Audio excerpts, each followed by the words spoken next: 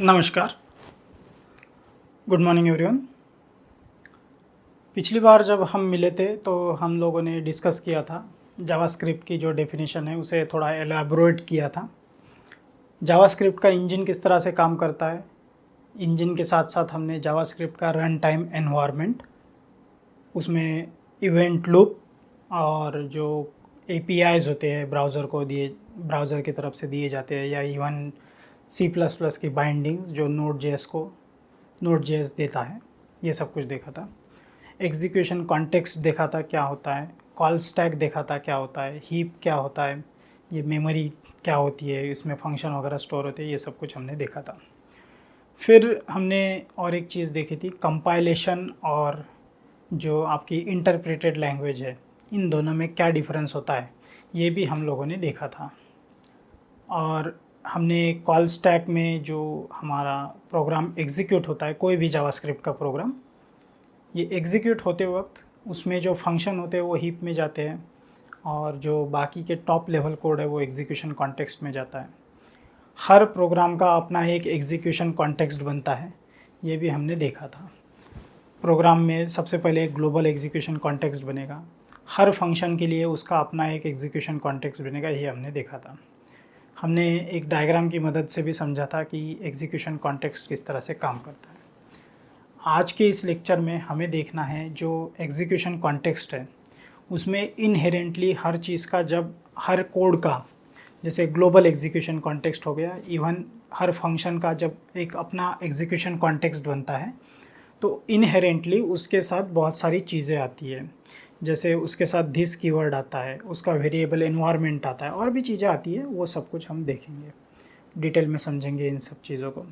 साथ ही साथ एक बार फिर रिवाइज़ कर लेंगे कि जावास्क्रिप्ट का कोड, कोई भी एक कोड, इवेंट लूप या फिर कॉल स्टैक या फिर फंक्शन, इन सब में किस तरह से रन होता है, उसका एक क्विकली समराइज़ कर देंगे। फिर एक सबसे बड़ा इशू है जावास्क्रिप्ट में स्कोपिंग का, तो ये जो स्कोपिंग वाला इशू है इसे भी हम लोग हैंडल कर लेंगे आज। स्कोप कौन से होते हैं, ग्लोबल स्कोप होते हैं, लोकल स्कोप होता है जो कि फंक्शन स्कोप भी कहलाता है, इवन ब्लॉक स्कोप भी है हमारे पास। ये क्या होता है, इनमें वेरिएबल का जो बिहेवियर है वो किस तरह से होता है, दिस कीवर्ड का बिहेवियर किस तरह से होता है, इन सब चीज़ों को आज हम देखेंगे। तो आज चालू करते हैं। सबसे पहले हम लोग एक काम करते हैं, जो लास्ट टाइम हमने कोड देखा था उसी के ऊपर हम लोग एक थोड़ा बिल्डअप यहाँ पे देख लेते हैं। और इस बिल्डअप में हमारे पास एक कोड है।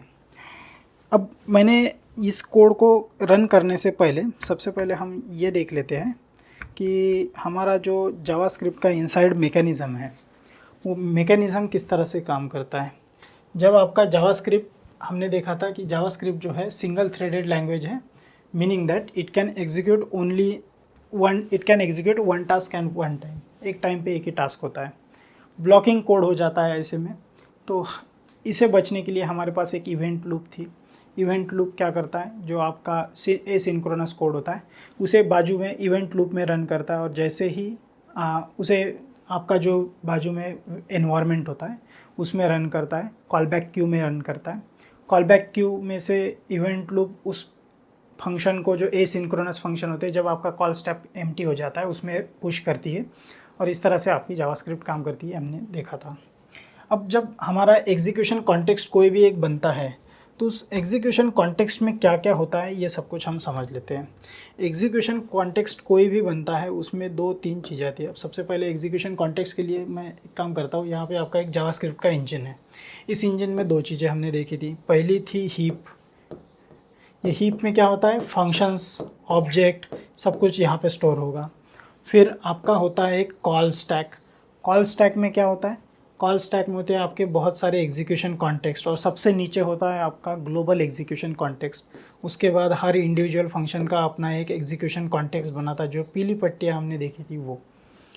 इस एग्जीक्यूशन कॉन्टेक्स्ट में क्या क्या आता है ये हमें देखना है। हर कोई execution context, even including the global execution context, जब भी एग्जीक्यूशन कॉन्टेक्स्ट बनता है उसमें हमें मिलता है लोकल वेरिएबल, या फिर जिसे हम फंक्शन वेरिएबल एनवायरनमेंट भी कहते हैं। इसमें आपके जो भी वेरिएबल है, जो लेट, कॉन्स्ट और वैर, इनके साथ डिक्लेयर किए गए सारे के सारे वेरिएबल, इवन अदरवाइज इनके साथ किए भी ना हो तो भी वो लोकल वेरिएबल में एग्जीक्यूशन कॉन्टेक्स्ट में यहाँ पे आपको इंडिविजुअली हर पट्टी में मिलेंगे। फिर दूसरा होता है फंक्शन आर्गुमेंट। सिंस हमने देखा है हर फंक्शन का अपना एक एग्जीक्यूशन कॉन्टेक्स्ट बनता है। अब फंक्शन का एग्जीक्यूशन कॉन्टेक्स्ट जब बनेगा तो फंक्शन के अंदर बहुत सारी इंफॉर्मेशन होती है जो हमें प्रोवाइड करनी होती है, जैसे कि उसके पैरामीटर्स होते हैं या फिर उसके आर्गुमेंट्स होते हैं। फंक्शन में कैसे जाएंगे, तो उसी लिए हमें एक एग्जीक्यूशन कॉन्टेक्स्ट में जब फंक्शन का एग्जीक्यूशन कॉन्टेक्स्ट बनता है तो उसमें फंक्शन आर्गुमेंट्स भी हमें मिलते हैं। तीसरी चीज़ हमें मिलती है reference to outer variable, scope chain. तीसरी चीज़ क्या है, स्कोप चेन। स्कोप चेन क्या है, रेफरेंस टू आउटर वेरिएबल। कोई फंक्शन, जैसे एक फंक्शन है आपका, इस फंक्शन में आपके अंदर बहुत सारे फंक्शन हो सकते हैं और इस फंक्शन के अंदर भी फंक्शन हो सकते हैं। अब होता क्या है कि ये फंक्शन, इन फंक्शन का एक दूसरे के साथ जो रिलेशन है वो पेरेंट चाइल्ड का रिलेशनशिप है। ऐसे में क्या होता है कि जावास्क्रिप्ट में हमारे पास जब हम ग्लोबल वेरिएबल में कोई वेरिएबल स्टोर करते हैं तो वो अंदर के स्कोप में या फिर कोई फंक्शन स्कोप में काम में आ जाता है, इवन उसके चाइल्ड स्कोप में भी काम आ जाता है। जबकि हम लोग कोई वेरिएबल अगर किसी फंक्शन स्कोप में डिक्लेयर करें तो या फिर किसी और स्कोप में डिक्लेयर करें तो वो उस स्कोप से बाहर नहीं जा पाता। ठीक है, तो ऐसे केस में क्या होता है कि ये जो इन्फॉर्मेशन होती है कि ये जो फंक्शन है, अगर इसमें हम कुछ वेरिएबल सर्च करें, अगर इसमें नहीं मिलते तो वो अपने पेरेंट में सर्च करेगा और उसमें भी नहीं होते तो अपने ग्रैंड पेरेंट में सर्च करेगा, और इवन उसमें नहीं होते तो वो विंडो ऑब्जेक्ट या फिर ग्लोबल एनवायरनमेंट में उन वेरिएबल को सर्च करेगा। अब ये जो इन्फॉर्मेशन है कि पेरेंट में सर्च करना है, ग्रैंड पेरेंट में सर्च करना है, इवन आपके विंडो ऑब्जेक्ट में सर्च करना है, इन सब की इन्फॉर्मेशन कहाँ स्टोर होती है? ये जेनेटिक जो एक दूसरे के साथ जेनेटिकली जुड़े हुए हैं, ये इन्फॉर्मेशन स्टोर होती है आपकी स्कोप चेन में। स्कोप चेन क्या करता है? स्कोप चेन एक तरह से आपको इन्फॉर्मेशन प्रोवाइड करता है कि अगर कोई वेरिएबल किसी फंक्शन में अवेलेबल नहीं है और उस फंक्शन का वहाँ पे उपयोग हो रहा है, ऐसे केस में जावास्क्रिप्ट पहले वो फंक्शन देखेगी और अगर उसमें वो वेरिएबल नहीं है तो उसके पेरेंट स्कोप में देखेगी। और ये जो इन्फॉर्मेशन होती है कि पेरेंट स्कोप में ही देखना है, कौन से पेरेंट में देखना है, ये इन्फॉर्मेशन स्टोर होती है आपकी वेरिएबल स्कोप चेन में। ठीक है, ये हमने देख लिया। अब यहाँ पे हमें नेक्स्ट चीज़ जो देखनी है, एग्जीक्यूशन कॉन्टेक्स्ट जो होता है। हमने देखा कि इसमें वेरिएबल इन्वायरमेंट होता है, स्कोप चेन होता है, दिस कीवर्ड भी आता है। आर्गुमेंट कीवर्ड के साथ साथ कीवर्ड दो आते हैं, पहला आता है दिस कीवर्ड, एक आता है आर्गुमेंट्स कीवर्ड। ठीक है, आर्गुमेंट्स कीवर्ड नहीं आता सच, आर्गुमेंट्स आते हैं, और दूसरा दिस कीवर्ड। दिस कीवर्ड क्या होता है? तो actually it refers to the object that function belongs to.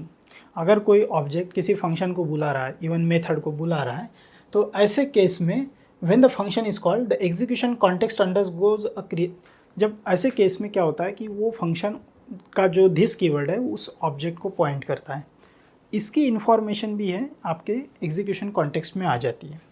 ठीक है, when a function is called execution context undergo creation phase where this components are initialize. ये सब कुछ कंपोनेंट वहाँ पे क्रिएशन फेज में इनिशियलाइज हो जाते हैं। अब होता क्या है, और एक चीज़ आपको यहाँ पे नोटिस करनी है कि जो एरो फंक्शन होता है, normal function, function declaration, expression में दिस कीवर्ड काम कर जाएगा। एरो फंक्शन का खुद का दिस कीवर्ड नहीं होता। ऐसे केस में एरो फंक्शन अपने नज़दीकी पेरेंट स्कोप के दिस कीवर्ड को कैच करता है, नज़दीकी पेरेंट को वो वहाँ के दिस कीवर्ड को उपयोग करेगा। अब कॉल स्टैक में हम लोग देखते हैं कि कॉल स्टैक जो होती है, कोई भी कॉल स्टैक, उसकी मैनेजमेंट किस तरह से होती है। मैनेजमेंट किस तरह से होती है कि जैसे ये यहाँ पे हमारे पास कोड है, इस कोड में हमारे पास, जैसे मैं इसको यहाँ पे देखें, एग्जीक्यूशन कॉन्टेक्स्ट काम किस तरह से करता है, इसे समझने के लिए हम इस शॉर्ट कोड को देखते हैं। इस कोड में आपका सेट टाइम आउट है, तो आपका जो कॉल बैक क्यू और इवेंट लूप है उसका भी एप्लीकेशन आपको देखने को मिलेगा। साथ ही साथ आपके पास टॉप लेवल कोड भी है, फंक्शंस भी है, तो और उस फंक्शन में आपके बहुत सारे आर्गुमेंट्स भी जा रहे हैं, तो उसका भी उपयोग हमें यहाँ पे देखने को मिलेगा। इस कोड को समझते हैं किस तरह से रन होगा एग्जीक्यूशन कॉन्टेक्स्ट में जावास्क्रिप्ट के इंजन में। तो सबसे पहले हम लोग एक काम करते हैं, इस फंक्शन के लिए एक काम करते हैं। सबसे पहले मैं एक यहाँ पे आपका हाँ, जावास्क्रिप्ट इंजन बना लेता हूँ। जावास्क्रिप्ट इंजन ये है हमारा, ठीक है, ये हमारा जावास्क्रिप्ट इंजन। इस जावास्क्रिप्ट इंजन में दो चीज़ें हैं हमारे पास। पहला है हीप मेमोरी, हीप, फिर हमारे पास ये है एग्जीक्यूशन कॉन्टेक्स्ट, एग्जीक्यूशन कॉन्टेक्स्ट। साथ ही साथ हमारे पास यहाँ पे आता है call back Q, call back Q. सबसे पहले क्या होगा, हमारा कोड स्टार्ट होता है स्टार्ट से, I mean top level code. Top level code ऐसा कोड जो किसी फंक्शन में नहीं है। ये टॉप लेवल कोड है, ये टॉप लेवल कोड है, इवन ये टॉप लेवल कोड है। सबसे पहले क्या होगा, टॉप लेवल कोड एग्जीक्यूट होगा। तो पहले सबसे पहले ये स्टार्ट एग्जीक्यूट होगा, पहली लाइन एग्जीक्यूट होने वाली स्टार्ट। फिर ग्लोबल एग्जीक्यूशन कॉन्टेक्स्ट, सबसे पहले तो ग्लोबल एग्जीक्यूशन कॉन्टेक्स्ट बनेगा। ग्लोबल एग्जीक्यूशन कॉन्टेक्स्ट बना, यहाँ पे आपका global execution context. Global execution context में स्टार्ट प्रिंट होगा। फिर फंक्शन इनकाउंटर करेगा। फंक्शन के लिए एग्जीक्यूशन कॉन्टेक्स्ट बनता है, लेकिन अभी बनेगा नहीं जब तक उसको कॉल नहीं किया जाता, तो इस फंक्शन के लिए बनेगा नहीं। फिर इस फंक्शन के लिए भी नहीं बनेगा, क्योंकि ऑब्वियसली जब तक कॉल नहीं होता तब तक नहीं होगा। फिर प्रोसेस ऑर्डर एक हम इनकाउंटर करते हैं, तो उसके लिए एक process order, since it is a function, execution context इसके लिए बनता है। तो यहाँ पे इसका एक एग्जीक्यूशन कॉन्टेक्स्ट बनेगा प्रोसेस ऑर्डर के लिए।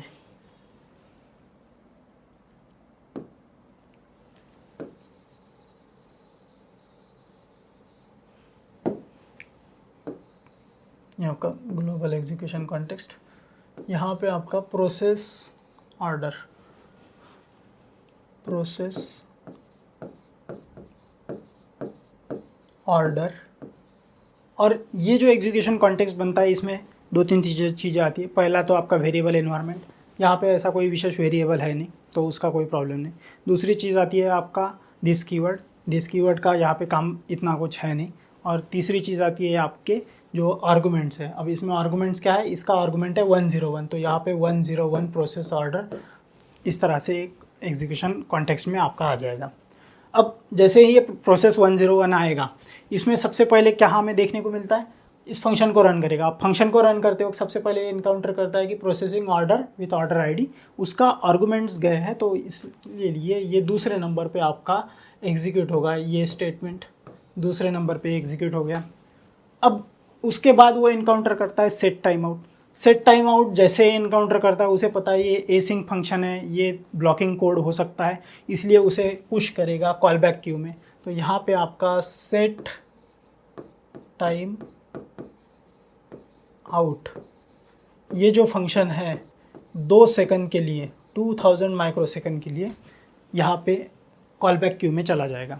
ये ब्लॉकिंग है, ये जब तक आपकी जो कॉल स्टैक है वो खाली नहीं हो जाती तब तक ये इसे इसमें पुश नहीं करेगा, ठीक है। उसके बाद क्या होगा, ये जो हमारा नेक्स्ट है payment order, payment order ID के साथ, तो ये एक फंक्शन है, इसके लिए अलग से एक एग्जीक्यूशन कॉन्टेक्स्ट बनेगा। इस एग्जीक्यूशन कॉन्टेक्स्ट में पेमेंट, और पेमेंट के साथ इंफॉर्मेशन आएगी वही आपकी रेगुलर दिस कीवर्ड, उसके वेरिएबल एनवायरनमेंट, उसका जो आपके पैरामीटर्स है या फिर आर्गुमेंट्स है वो आते हैं। तो इसका आर्गुमेंट जो है ऑर्डर आईडी, ऑर्डर आईडी कहाँ पे, ऑर्डर आईडी ये अपने पेरेंट से डिराइव करेगा, क्योंकि ये अपने फंक्शन में ढूंढेगा, यहाँ पे कुछ है नहीं है, तो वो अपने पेरेंट में सर्च मारेगा। पेरेंट में ऑर्डर आईडी है 101, तो वो 101 यहाँ से डिराइव करेगा। अब जो एग्जीक्यूट होगा top of the call stack, यही फंक्शन है पेमेंट फंक्शन। पेमेंट फंक्शन होने की वजह से ये एग्जीक्यूट होगा, तीसरे नंबर पे ये कोड एग्जीक्यूट होगा। तीसरे नंबर पे हमारा रहेगा पेमेंट सक्सेसफुल फॉर ऑर्डर, और ऑर्डर आईडी जो आपका यहाँ पे इंफॉर्मेशन है 101, ठीक है। अब जैसे ही एग्जीक्यूट होता है तो इस फंक्शन का काम हो गया, तो ये pop of the call stack, pop of, ये पॉप अप हो जाता है। और जैसे ही पॉप अप हो जाता है, नेक्स्ट आपका जो होता है प्रोसेसिंग ऑर्डर। प्रोसेसिंग ऑर्डर में यहाँ पे फिर से हम इसी फंक्शन में जाते हैं, और जो नेक्स्ट चीज़ आती है वो है ऑब्वियसली इसमें यहाँ पे आपका ये तो कॉल बैक क्यू में रहेगा, जब तक आपका कॉल स्टैक खाली नहीं हो जाता तब तक ये आएगा नहीं। ऐसे केस में इस फंक्शन में कुछ नहीं बचा है, तो ये फंक्शन भी आपका जो है ये पॉप अप हो जाता है, पॉप ऑफ, ये पॉप अप हो गया। फिर आपका ग्लोबल एग्जीक्यूशन कॉन्टेक्स्ट आता है। ग्लोबल एग्जीक्यूशन कॉन्टेक्स्ट में वो देखता है कि नेक्स्ट जो चीज़ आ रही है वो है console dot log and. Console dot log and आती है तो उसे प्रिंट करेगा चौथे नंबर पे, तो कंसोल डॉट लॉग प्रिंट होगा। फोर्थ नंबर पे जैसे ही कंसोल डॉट लॉग प्रिंट होता है आपका ग्लोबल एग्जीक्यूशन कॉन्टेक्स्ट भी पॉप अप हो जाता है। एज सच वो पॉप अप नहीं होता, लेकिन एक तरह से आपका जो ग्लोबल एग्जीक्यूशन कॉन्टेक्स्ट ये जो कॉल स्टैक है वो खाली हो जाता है। जैसे ही आपका कॉल स्टैक खाली हो जाता है इवेंट लूप आपकी काम में आ जाती है। इवेंट लूप क्या करेगी, यहाँ पे एक फंक्शन था, इस फंक्शन को कॉल स्टैक में पुश करेगी और यहाँ पे set time out kick in होगा।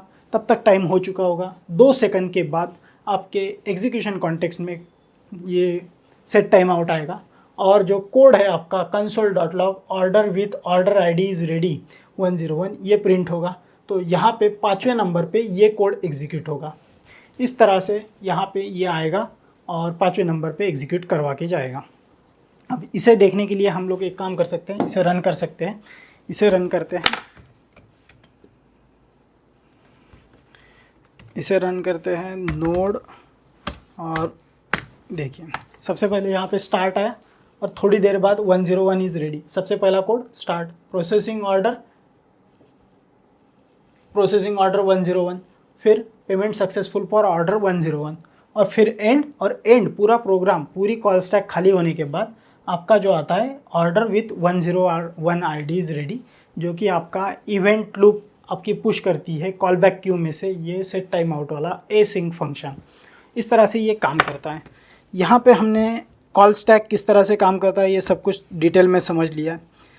नेक्स्ट टॉपिक जो हमें देखना है वो है स्कोप चेन। स्कोप चेन क्या होता है इसे शॉर्ट में समझ लेते हैं। Scope chain is a fundamental concept of JavaScript that governs how engine looks up the variable identifier in your code. That is, it simply answers the question where can we access certain variables and where not. कौन से variable का कहाँ उपयोग हो सकता है और कहाँ नहीं, ये डिफाइन करता है आपका स्कोप चेन। अब यहाँ पे हमारे पास स्कोपिंग के 3 प्रकार हैं जावास्क्रिप्ट में। सबसे पहला है ग्लोबल स्कोप, दूसरा है फंक्शन स्कोप और तीसरा है ब्लॉक स्कोप। ब्लॉक स्कोप एक्समास 6 में आया था। इनमें डिफरेंस क्या है, तो अगर हम शॉर्टकट में इसका डिफरेंस देख लें तो सबसे पहला है कि टॉप लेवल कोड जो है ये ग्लोबल स्कोप में आता है। साथ ही साथ variable declared in the global scope are accessible everywhere in program. Variable var के साथ डिक्लेयर किया गया वेरिएबल पूरे प्रोग्राम में कहीं भी काम आएगा। टॉप लेवल में जो रहेगा किसी भी फंक्शन में, इवन उसके चाइल्ड फंक्शन में, इवन उसके ग्रैंड चाइल्ड फंक्शन में, इवन उसके ग्रेट ग्रैंड चाइल्ड में भी ये वैर ग्लोबल स्कोप वाला वेरिएबल आपका अवेलेबल रहेगा for utilization. Function scope on the other hand जो आपका वेरिएबल होता है किसी फंक्शन के अंदर बनाया हुआ वेरिएबल, ऐसे वेरिएबल लोकल वेरिएबल भी कहलाते हैं। वो उसी फंक्शन में काम आएंगे, उस फंक्शन के बाहर वो नहीं आते। इस फंक्शन हर फंक्शन अपना एक स्कोप बनाता है and variable declare inside this scope function are accessible inside that function only. फिर सेम एज वेरिएबल एनवायरनमेंट, ये वेरिएबल एनवायरनमेंट की तरह ही है। फिर ब्लॉक स्कोप, ब्लॉक स्कोप किसे कहते हैं, बहुत सारी चीज़ें हैं जावास्क्रिप्ट में जो ब्लॉक बनाती है। जैसे ये जो है करली ब्रेसेस, ये करली ब्रेसेस आपका ब्लॉक बनाते हैं। अब ये करली ब्रेसेस कहाँ यूज़ होते हैं, इफ़, फॉर, स्विच, इन सब में जब हम लोग ये बनाते हैं तो इसमें ये ब्लॉक स्कोप क्रिएट करता है। और ब्लॉक वाले वेरिएबल अगर वो वेरिएबल डिक्लेयर्ड है कॉन्स्ट के साथ या लेट के साथ तो वो ब्लॉक स्कोप होते हैं, वो बाहर काम में नहीं आएंगे, ब्लॉक को क्रॉस नहीं कर पाते। जबकि ब्लॉक स्कोप में अगर वैर के साथ वेरिएबल बनाया जाता है तो वो अपने रिसेंट पेरेंट या फिर नज़दीकी पेरेंट में भी अवेलेबल होगा। इसी का हम example function declared with the block scope are also block scope but only in strict mode. तो यहाँ पे क्या होता है, हम लोग इसका एक एग्जांपल देखेंगे, लाइव डेमोन्स्ट्रेशन। इसको जावास्क्रिप्ट के स्कोपिंग को अच्छे से समझने के लिए हम लोग एक छोटा सा प्रोग्राम लिखेंगे। इस प्रोग्राम में बहुत सारे वेरिएबल्स आएंगे, कुछ फंक्शंस आएंगे, उसके इनर फंक्शन पेरेंट फंक्शन बनाएंगे और वहाँ पे कौन सा वेरिएबल कहाँ पे काम में आता है ये सब कुछ हम यहाँ पे देखेंगे। उसके लिए हमें एक छोटा सा प्रोग्राम लिखना होगा। हम एक प्रोग्राम लिखते हैं स्कोपिंग के नाम से। स्कोपिंग में सबसे पहले हम लोग एक वेरिएबल बनाएंगे। सबसे पहले तो एक वेरिएबल ले लेते हैं ग्लोबल स्कोप में, तो उसका नाम दे देते हैं हम ग्लोबल वैर, और इसकी वैल्यू सेट कर देते हैं एक स्ट्रिंग के साथ, और स्ट्रिंग होगा यहाँ पे I am in global scope, I am in global scope.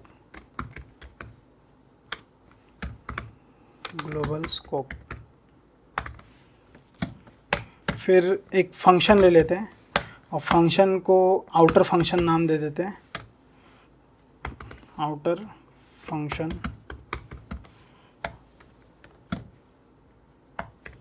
और इस आउटर फंक्शन में हम लोग एक वेरिएबल ले लेंगे, लेट इनर var, क्योंकि सिंस ये जो फंक्शन है आपके फंक्शन के अंदर है तो इसलिए इसका नाम इनर var है। और इसकी वैल्यू हम सेट कर देते हैं एक स्ट्रिंग के साथ, I am inner function, I am inner function. ठीक है, अब उसके बाद हम लोग एक काम करते हैं, इस फंक्शन के अंदर और एक फंक्शन नेस्टेड फंक्शन बनाते हैं फंक्शन, और इसका नाम देते हैं इनर फंक्शन, इनर फंक्शन। और इसके अंदर भी हम लोग कुछ वेरिएबल बनाएंगे, तो इसका नाम होगा, एक्चुअली इसका नाम आउटर वैर होना चाहिए, OUT आउटर वैर, और I am in outer function. ठीक है, अब इसका वेरिएबल सेम इस तरह से बनाएंगे और इसी को इसमें ले आएंगे और आउटर वैर की जगह इनर वैर करेंगे, इनर वैर। और यहाँ पे होगा आई एम इन इनर वैर, inner function, I am in inner function,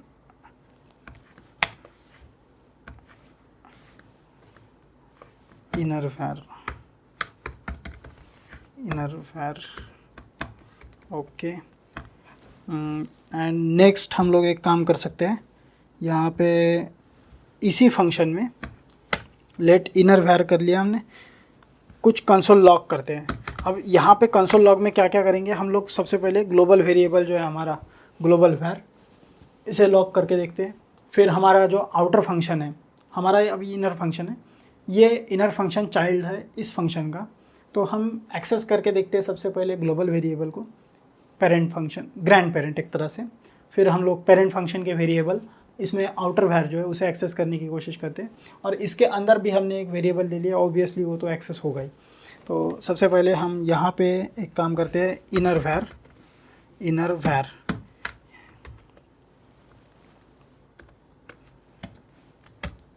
inner वैर, ये तो ऑब्वियसली होना ही है। तो यहाँ पे इसका आंसर जो आएगा आपका, अगर हम इसका आंसर देखें तो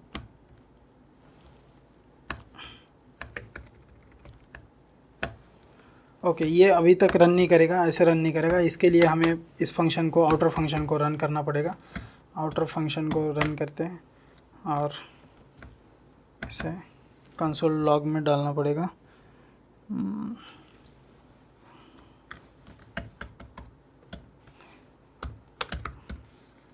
console.log, ओके।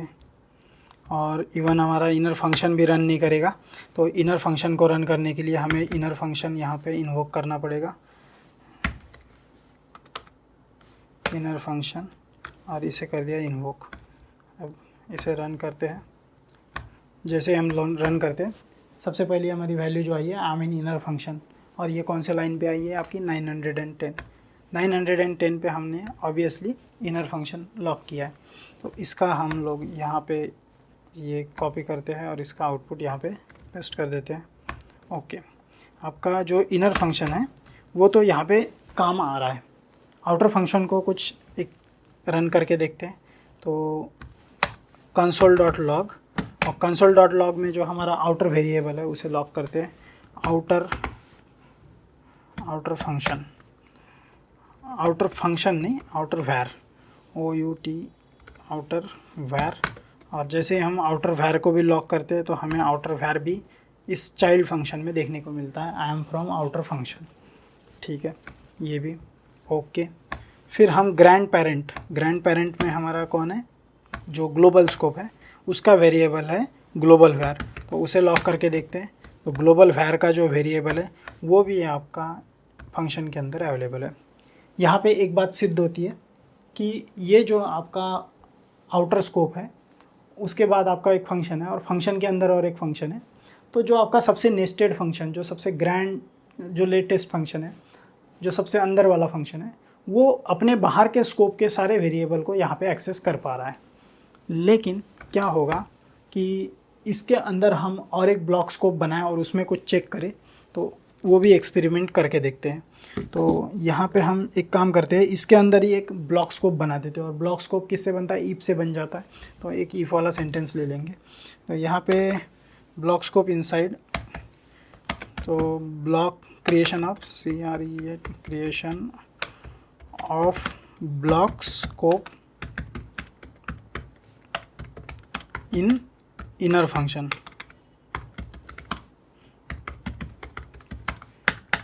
इसमें हम लोग एक काम कर देते हैं, एक इफ़ सिंपल सा, और इफ़ स्टेटमेंट आपका ब्लॉक बना रहा है। देखिए ब्लॉक बनाया। अब ये ब्लॉक के अंदर जो लेट और कॉन्स्ट के साथ वेरिएबल लेंगे ना, ये लेट और कॉन्स्ट वाले वेरिएबल इसी के अंदर काम में आएंगे, जबकि वैर वाला फंक्शन थोड़ा बाहर भी उपयोग किया जा सकता है। इसके अंदर हम लोग एक सिंपल सा ट्रू लिख लेते हैं, और यहाँ पे हम लोग लिखेंगे लेट से वेरिएबल एक डिक्लेयर करेंगे, उसका नाम हम लोग देंगे ब्लॉक लेट। और जो हमारा नेक्स्ट इसका होगा I am block scope block scope. और ब्लॉक स्कोप में भी हम लोग यहाँ पे इसे आइडेंटिफाई करने के लिए लेट ले लेते हैं। फिर सेम दो चीज़ें लेते हैं कॉन्स्ट के साथ, कॉन्स्ट, और यहाँ पे ब्लॉक लेट की जगह ब्लॉक कॉन्स्ट करते हैं, CONST कॉन्स्ट। और यहाँ पे भी आइडेंटिफायर मार्क कॉन्स्ट चेंज कर देते हैं। फिर यहाँ पे लेट की जगह वैर ले लेते हैं, और इवन ब्लॉक लेट की जगह ब्लॉक वैर कर लेते हैं, और ब्लॉक वैर यहाँ पे भी वैर ले लेते हैं। ठीक है। अब इसे अगर हम एक्सेस करने की कोशिश करें तो यहाँ पे हमें कुछ पेक्युलरिटी नज़र आती है। हम लोग सबसे पहले तो ब्लॉक में ही इसे एक्सेस करेंगे। ब्लॉक के अंदर ऑब्वियसली जितने हैं उतने के उतने अवेलेबल हो जाएंगे। तो console.log में हम लोग एक काम करते हैं, ब्लॉक लेट, फिर एक ब्लॉक लेट की जगह ब्लॉक कॉन्स्ट, और यहाँ पे और ब्लॉक वैर, तीनों के तीनों एक्सेस करते हैं। 9, 21, 22, 23 तीनों के तीनों आपके वेरिएबल यहाँ पे एक्सेस हो गए जो भी डिक्लेयर किया। नेक्स्ट हम लोग एक काम कर सकते हैं, इस ब्लॉक के बाहर अभी भी हम लोग फंक्शन में ही है, फंक्शन स्कोप में ही है, लेकिन ई ब्लॉक के बाहर जा रहे हैं। ई ब्लॉक के बाहर जाके हम लोग कुछ वेरिएबल एक्सेस कर सकते हैं। जैसे console.log मैं क्या करता हूँ, ये जो हमारा ब्लॉक लेट है उसे एक्सेस करने की कोशिश करता हूँ। फिर मैं एक काम कर सकता हूँ, ब्लॉक कॉन्स्ट को एक्सेस करने की कोशिश कर सकता हूँ, और यहाँ पे सिमिलरली मैं ब्लॉक वैर को भी एक्सेस करने की कोशिश कर सकता हूँ। console.log ब्लॉक वैर, तीनों को एक्सेस करते हैं। इसमें क्या होगा, सिंस मैंने कहा था कि आपका जो कॉन्स्ट और लेट है वो ब्लॉक स्कोप में अगर उपयोग करें तो वो बाहर काम में नहीं आता। तो जैसे हम ब्लॉक के बाहर जाते हैं आपको लेट वाला और ब्लॉक कॉन्स्ट वाला ये दोनों वेरिएबल नहीं मिलेंगे। वैर के ऊपर ब्लॉक स्कोप अप्लाई नहीं होता, इसलिए आपका वैर के साथ जो ब्लॉक वैर है ये वेरिएबल आपको बाहर भी दिखने को मिलेगा। यहाँ पे हम लोग जाते हैं, और यहाँ पे हम लोग अगर इसे लॉक करने की कोशिश करें तो यहाँ पे हमें नहीं मिलता है। क्यों नहीं मिलता? कुछ नहीं आ रहा है। प्रॉब्लम ये है कि जैसे हम लोग ये लेट वाले और कॉन्स्ट वाले वेरिएबल एक्सेस करने की कोशिश करते हैं वहाँ पे हमें एरर आता है, और एरर हमारे प्रोग्राम को आगे नहीं बढ़ने दे रहा है। तो इसलिए हम लोग यहाँ पे जैसे ही देखते हैं 1 एरर दिख रहा है हमें। इस एरर में देखो यहाँ पे क्या दिखा है, uncaught reference error, block let is not defined at inner function outer function. Block let define नहीं किया, तो मतलब ब्लॉक लेट ब्लॉक के बाहर काम में नहीं आ रहा है। ब्लॉक लेट ब्लॉक के बाहर उसकी डेफिनेशन एग्जिस्ट ही नहीं करती, उसकी डेफिनेशन सिर्फ उसके ब्लॉक में एग्जिस्ट करती है। तो ऐसे केस में हम लोग क्या कर सकते हैं, इसे कमेंट आउट कर सकते हैं। इस बार कॉन्स्ट के साथ देखते हैं, कॉन्स्ट के साथ भी आपको सेम एरर ही है आएगी। यहाँ पे देखिए क्या बोलता है, block const is not defined at inner function. Inner function में ब्लॉक कॉन्स्ट नाम की चीज़ नहीं है, क्योंकि इसका सिर्फ ब्लॉक स्कोप है, ब्लॉक में ही काम आएगा। तो इसे भी कमेंट आउट कर सकते हैं। ये भी रन नहीं हो रहा है, तो ये डू नॉट रन, यहाँ पे एरर आता है। एक्चुअली ये रेफरेंस एरर होता है, एरर। अब जैसे हम ब्लॉक वेयर को देखते हैं, कोशिश करते हैं एक्सेस करने की, तो हमें देखने को मिलता है, देखिए ब्लॉक वेयर 927 पे आपका ब्लॉक वेयर एक्सेस हो जाता है। जबकि बात यह है कि ये ब्लॉक वेयर हमने एक ब्लॉक में डिफ़ाइन किया था, लेकिन ये वेयर से डिफ़ाइन किया, इसलिए ये बाहर हमें देखने को मिलता है। ठीक है, अब नेक्स्ट हम अगर देखें तो यहाँ पे कुछ एक्सपेरिमेंट कर सकते हैं।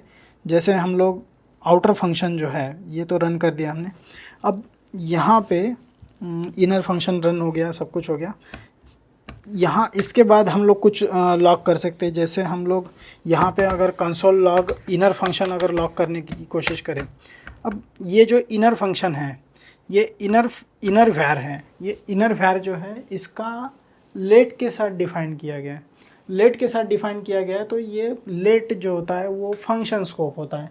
फंक्शन स्कोप होने के कारण ये फंक्शन के अंदर ही काम आएगा, फंक्शन के बाहर नहीं आएगा। जैसे ही हम फंक्शन के बाहर जाते हैं और यहाँ पे इनर वैर अगर एक्सेस करने की कोशिश करते हैं तो हमें एरर देखने को मिलेगा। देखिए यहाँ पे हमें एक एरर आया है कि इनर वैर इज़ नॉट डिफाइंड। क्यों? क्योंकि लेट के साथ डिफ़ाइन किया गया है, उसका स्कोप सिर्फ उस फंक्शन के तरफ लिमिटेड है, उसके बाहर नहीं है। तो यहाँ पे डेटा सिक्योरिटी को कुछ इश्यूज़ होते हैं, इसलिए इस तरह से ये जावास्क्रिप्ट में डिफ़ाइन किया गया है। फिर हम लोग आउटर वैर को अगर कोशिश करें एक्सेस करने की, तो यहाँ पे आउटर वैर जो है, आउटर वैर आपका एक्सेस हो जाएगा, क्योंकि आउटर वैर जो है ना ये, हाँ ओके, आउटर वैर, इवन आउटर वैर भी यहाँ पे एक्सेस नहीं होगा, क्योंकि वो भी लेट के साथ डिफ़ाइन किया गया है। लेट के साथ डिफ़ाइन करने के कारण ये यहाँ पे नहीं होगा। ये फिर से रेफरेंस एरर है, outer var is not defined. एक एक्सपेरिमेंट करते हैं हम, इस आउटर वैर को अगर मैं वैर के साथ डिफ़ाइन करूँ ना, तो देखते हैं क्या रिज़ल्ट आता है।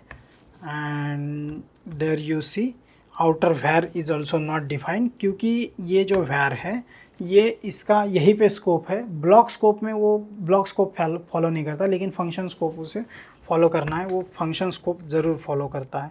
तो फंक्शन में डिक्लेयर किया गया variable outer var is not defined, ये आपको देखने को मिलेगा।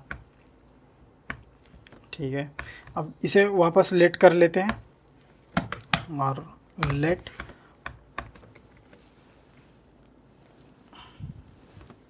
तो आपका इनर वैर और आउटर वैर दोनों ही यहाँ पे एक्सेसिबल नहीं होगा। जबकि मैं अगर यहाँ पे ग्लोबल वैर एक्सेस करने की कोशिश करूँ तो ग्लोबल वैर आराम से हो जाएगा, क्योंकि ग्लोबल वेरिएबल सब जगह एक्सेस होते हैं। यहाँ पे ग्लोबल वैर हमें देखने को मिल जाएगा। ग्लोबल वैर का मैसेज था I am in global scope, तो ये आ जाएगा। ठीक है, यहाँ पे हमने समझ लिया कि ये जो स्कोपिंग के इशू है किस तरह से काम करते हैं। तो जो स्कोपिंग का बेसिक फंडा ये है कि the inner function can access outer variable from outer function because outer function is its parent scope. Similarly, inner function and outer function can both access global var since it is declared in global scope. यहाँ पे ये कुछ family की wealth transfer की तरह है कि होता क्या है कि पेरेंट ने जो वेल्थ कमाई है उसके चाइल्ड एंजॉय कर सकते हैं, और चाइल्ड की वेल्थ उनके ग्रैंड चाइल्ड और even their grand child can enjoy. But whatever wealth जो ये बच्चे कमाएंगे ये पेरेंट के काम नहीं आएगी। तो जो पेरेंट के वेरिएबल है वो चाइल्ड को अवेलेबल है, चाइल्ड के ग्रैंड चाइल्ड को and even to their grand child, but the variable of child is not available to their parent, and simultaneously variable of two child who are siblings to each other is not available to each of them. तो यहाँ पे adjacent sharing नहीं होता है, no money transfer और even variable transfer in either direction वो horizontally नहीं होता है। तो यहाँ पे इसका कुल मिला के जो एक अगर हम एक सोफिस्टिकेटेड लैंग्वेज में अगर इसे देखने की कोशिश करें तो when a scope requires access to variable but cannot locate it within, जब किसी फंक्शन को या फिर किसी ऑब्जेक्ट को अगर कोई वेरिएबल की ज़रूरत पड़ती है तो वो उसे अपने अंडर ढूंढता है, अगर उसमें अवेलेबल नहीं है तो वो अपने पेरेंट में ढूंढता है, और अगर नहीं है तो ग्रैंड पेरेंट में ढूंढता है, और अगर नहीं है तो वो अपने ग्लोबल वेरिएबल में ढूंढेगा। तो ये जो है इसे कहते हैं, this mechanism is known as variable lookup and it ensures that variable are not duplicated across the scope instead of being copied. Scopes are dynamically referenced by variable by acceding to scope. यहाँ पे जो एक बात ध्यान रखनी है कि जो आपके जो वेरिएबल लुकअप होता है इस केस में आपके वेरिएबल कॉपी नहीं होते एक जगह से दूसरी जगह, रादर उनका रेफरेंस पास किया जाता है, और ये रेफरेंस ही है जो लास्ट तक उन्हें उस रेफरेंस के थ्रू वहाँ से वो उपयोग किए जा सकते हैं। ठीक है, तो अब नेक्स्ट टॉपिक जो हमारा आता है कि क्या स्कोप चेन और कॉल स्टैक में कोई फ़र्क है। हाँ, बिल्कुल फ़र्क है। स्कोप चेन और कॉल स्टैक बिल्कुल अलग चीज़ है। स्कोप चेन में क्या होता है कि अगर आपका कोई वेरिएबल आपके फंक्शन में अवेलेबल नहीं है तो वो जावास्क्रिप्ट का इंजन उसी वेरिएबल को अपने पेरेंट में या इवन ग्रैंड पेरेंट में ढूंढेगा। ये हो गया आपका स्कोप चेन। जबकि हम कॉल स्टैक की जब बात करते हैं तो कॉल स्टैक में क्या है, एग्जीक्यूशन कॉन्टेक्स्ट आता है, उसमें आपके जो स्कोप चेन, वेरिएबल एनवायरनमेंट और दिस कीवर्ड ये सब कुछ आता है।